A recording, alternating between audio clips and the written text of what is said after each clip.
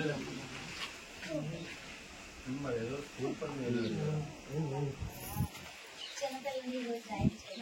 నా పేరు లాశ్యశ్రీ, మా అక్క పేరు గ్రీష్మ. మా డాడీ రంగాపురం సర్పంచ్. మా డాడీ కొన్ని కారణాల వల్ల చనిపోయారు, ఆరోగ్యం బాగోలేక. మా ఎస్కోట మండలం ఎమ్మెల్యే గారు లలిత కుమారి గారు మాకు హామీ ఇచ్చారు, ఇలా హెల్ప్ చేస్తాము ఎడ్యుకేషన్ పరంగా, మీరు ఆపియొద్దు అనేసి. ఆవిడ మాకు చాలా ఓదార్పు ఇచ్చారు. ఎడ్యుకేషన్ పరంగా మీకు ఏ లోటు రాదు, నేను సపోర్ట్ చేస్తాను, మీకు ఎంతైనా నేను ఖర్చు పెడతాను, మీరు చదువుకోండి అనేసి ఆవిడ మాకు హెల్ప్ చేయడం వల్ల మా ఎడ్యుకేషన్ ఇంకా కంటిన్యూ అవుతుంది. మా అక్క ఇప్పుడు బీటెక్ సెకండ్ ఇయర్, తను ఇంకా బాగా చదువుకుంటుంది.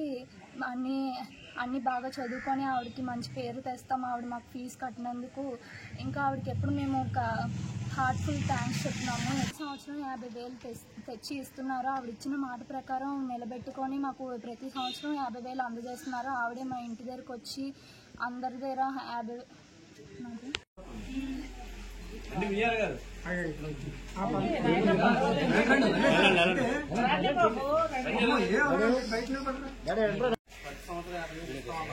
50 మాట ప్రకారంగా ఇది 3వ తప్పిస్తున్నారు.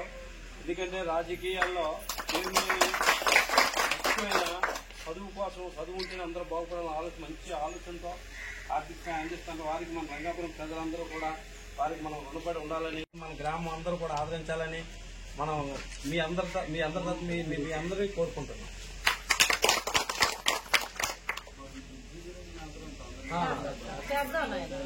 ఇప్పుడు వచ్చిన పని వేరయ్యా, ఆ ఒక్కరి గురించి తర్వాత మాట్లాడదాం. అన్నీ అయిపోతున్నాయా? ఏ ఇయర్ ఎగ్జామ్స్ అన్ని పాస్ అవుతున్నాయి.